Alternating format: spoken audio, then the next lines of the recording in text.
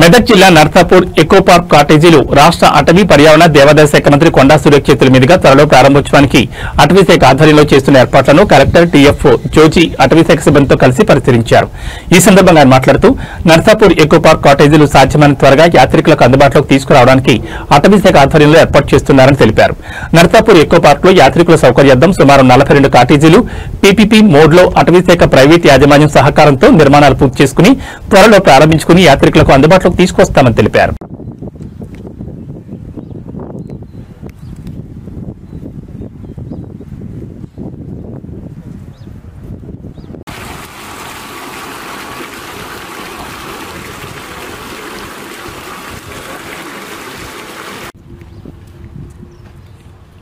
అవి తీసేటప్పుడు కొద్దిగా జాగ్రత్తగా చేయండి, మళ్ళీ ఏదో ఒక యాక్సిడెంట్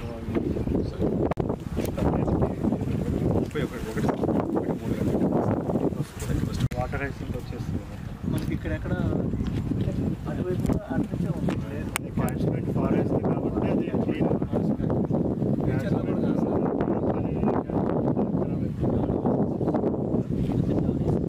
ఇప్పుడు అక్కడ నుంచి మళ్ళీ మీకు వేరే అర్బన్ ఏరియాలో బయట కొన్ని ఆర్టికల్స్ కూడా అక్కడ అమరావతి టైగర్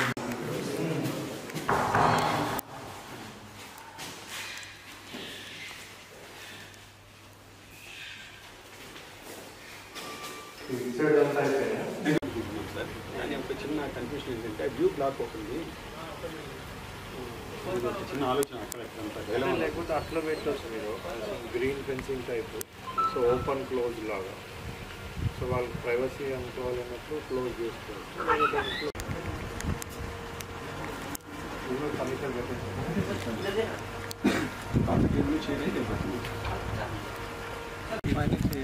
రెయిన్ వాటర్ ఇప్పుడు ఆ రెయిన్ వాటర్ దీంట్లోకి వస్తుందా?